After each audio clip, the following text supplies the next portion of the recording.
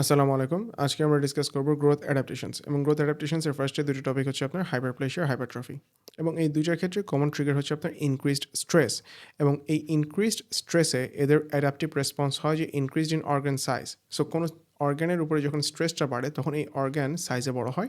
এই সাইজে বড় হওয়াটা দুইভাবে হতে পারে, একটা হচ্ছে আপনার হাইপারট্রফি আর একটা হচ্ছে আপনার হাইপারপ্লেশিয়া। এখন ইন্ডিভিজুয়ালি আমরা দেখি।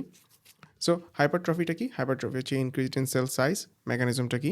সেটা হলো আপনার জিন অ্যাক্টিভেশন হয়। জিন অ্যাক্টিভেশন হওয়ার কারণে প্রোটিন সিনথেসিস বাড়ে, যার কারণে আপনার অর্গানেলেজের নাম্বার বাড়ে। ওকে? এখন একটা ইম্পর্টেন্ট ডিটেল হচ্ছে যে এই সেলগুলো কিন্তু আপনার ডিএনএ কন্টেন্টটা ডাবল করে ফেলে, যার কারণে আপনার 2n থেকে 4n হয়ে যায়। কিন্তু এটা G2 ফেজে এন্টার হওয়ার আগে ব্লকড হয়ে যায়। দ্যাটস ওয়াই সেলগুলোর ডিএনএ কন্টেন্ট ডাবল হয়, অর্গানেলিসের নাম্বার বাড়ে, কিন্তু সেলের মানে অর্গানেলিসের নাম্বার বাড়ে কিন্তু সেলের নাম্বারটা বাড়ে না। ওকে? এখন হাইপারট্রফি হয় শুধুমাত্র আপনার সেই সব সেলে যেগুলো permanent, that is cardiac muscle, skeletal muscle আর নিউরনস। ক্লিনিক্যাল এক্সাম্পল হচ্ছে হাইপারটেনসিভ কার্ডিয়াক মায়োসাইট হাইপারট্রফি, মানে হাইপারটেনশনের পেশেন্টের এগেনস্টে, দ্যাট ইজ হাইপারটেনশনের এগেনস্টে অ্যাডজাস্ট করতে যেয়ে যখন আপনার কার্ডিয়াক মাসলগুলোর হাইপারট্রফি হয়, এটা হচ্ছে আপনার একটা ক্লিনিক্যাল এক্সাম্পল। এখন হাইপারপ্লেশিয়া কি? হাইপারপ্লেশিয়া হচ্ছে আপনার ইনক্রিজড ইন সেল নাম্বার, মেকানিজমটা হচ্ছে আপনার স্টেম সেল প্রলিফারেশন।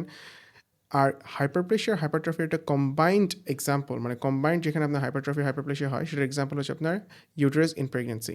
ওকে? যেখানে আপনার এই দেখতে পাচ্ছেন যে সেলগুলো আপনার সাইজও বড় হয়, আবার সেলগুলোর নাম্বারও বড় হয়।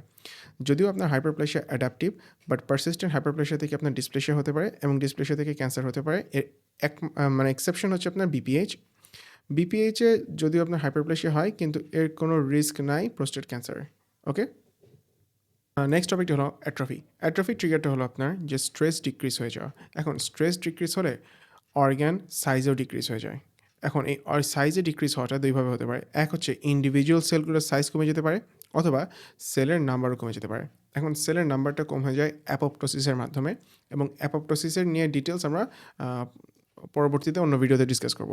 এখন সেল সাইজটা কম হয়ে যেতে পারে আপনার দুইটা মেকানিজমের মাধ্যমে। একটা হচ্ছে আপনার ইউবিকুইটিন প্রোটিওজোমাল ডিগ্রেডেশন, যেখানে এই ইউবিকুইটিন প্রোটিনগুলো আপনার টার্গেট করে ইন্টারমিডিয়েট ফিলামেন্টকে, এবং এই ইউবিকুইটিন ট্যাগড ইন্টারমিডিয়েট ফিলামেন্টকে তারপরে ডিগ্রেড করে প্রোটিওজোম নামের একটা অর্গানালিস।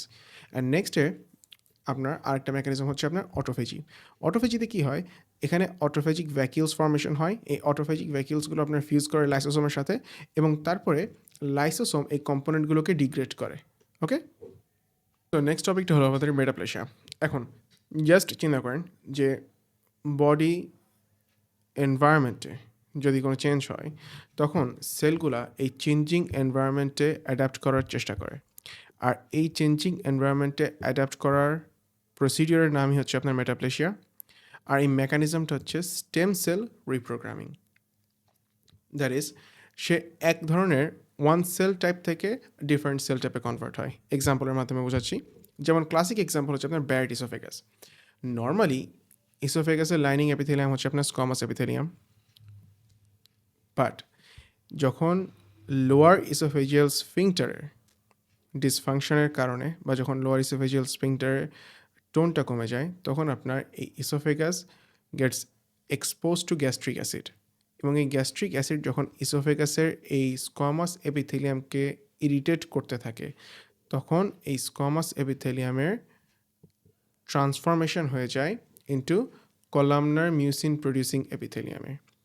এই ট্রান্সফরমেশনটা হয় স্টেম সেল রিপ্রোগ্রামিংয়ের মাধ্যমে। আর এই ট্রান্সফরমেশনের উদ্দেশ্যটা হচ্ছে যাতে সে বেটার অ্যাডাপ্ট করতে পারে টু দ্য গ্যাস্ট্রিক অ্যাসিড। ওকে? এখন এই মেটাপ্লেশিয়া কি রিভার্সিবল? ইয়েস, যদি স্ট্রেসটা রিমুভ করা হয়। বাট স্ট্রেস যদি রিমুভ করা না হয়, আর যদি পারসিস্টেন্ট মেটাপ্লেশিয়া হতে থাকে, তাহলে মেটাপ্লেশিয়া থেকে ডিসপ্লেশিয়া হতে পারে, আর ডিসপ্লেশিয়া থেকে কার্সিনোমা হতে পারে। এক্সেপশন হচ্ছে অ্যাপোক্রাইন মেটাপ্লেশিয়া অফ দ্য ব্রেস্ট, যেখানে ক্যান্সারের কোনো রিস্ক নাই। আচ্ছা, ক্লিনিক্যালি ইম্পর্ট্যান্ট আর কি এক্সাম্পল আছে? সেটা হচ্ছে যে vitamin A deficiency. Normal epithelium vitamin A deficiency হওয়ার কারণে আপনার কনজাংটিভার যে নর্মাল এপিথেলিয়াম, সে ট্রান্সফর্ম হয়ে যায় কেরাটিনাইজিং স্কমাস এপিথেলিয়ামে, এবং ইভেনচুয়াল রেজাল্ট হয় ক্যারাটোম্যালেশিয়া। আরেকটা এক্সাম্পল কি? সেটা হচ্ছে আপনার মেসেনকাইমাল মেটাপ্লেশিয়া।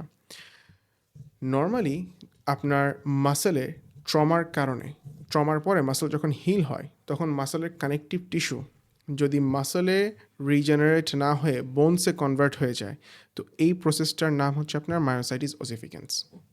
ডিসকাস করবো ডিসপ্লেশিয়া নিয়ে। ডিসপ্লেশিয়া থেকে যদি আপনাদের একটা ওয়ার্ড মনে রাখতে হয়, তাহলে সেটা হচ্ছে আপনার ডিসঅর্ডার্ড। ডিসপ্লেশিয়া খুব সহজ ভাষায় বলতে গেলে ডিসঅর্ডার্ড প্রি ক্যান্সারাস গ্রোথ। নাও হাইপারপ্লেশিয়াতে যেমন আপনার সেল নাম্বারটা বাড়ে কিন্তু সেলের আর্কিটেকচারটা প্রিজার্ভ থাকে, ডিসপ্লেশিয়াতে সেরকম হয় না। এখানে আপনার ইউনিফর্মিটিটা নষ্ট হয় এবং আর্কিটেকচারাল ওরিয়েন্টেশনটা হারা যায়। দ্যাটস ওয়াই সেলগুলো দেখতে আপনার মেসি হয়ে যায়। দ্যাট ইজ আপনার সাইজ, শেপ এবং নিউক্লিয়াসের চেঞ্জ আসে। নাও কেন এমন হয়? নর্মালি এটা হচ্ছে আপনার লং স্ট্যান্ডিং হাইপারপ্লেশিয়া আর মেটাপ্লেশিয়ার একটা রেজাল্ট। সহজ কথা বলতে গেলে যে কোনো টিস্যুকে যখন পারসিস্টেন্টলি ইরিটেট করা হয়, সে অ্যাডাপ্ট করার চেষ্টা করে, কিন্তু একটা সময় তার জেনেটিক মেশিনারি ড্যামেজ হয়ে যায় এবং গ্রোথটা আপনার ডিসঅর্ডার্ড হয়ে যায় এবং এই ডিসঅর্ডার্ড গ্রোথ থেকে আপনার ডিসপ্লেশিয়া হয়। ক্লাসিক এক্সাম্পল হলো আপনার সার্ভাইকাল ইন্ট্রাএপিথেলিয়াল নিওপ্লেশিয়া।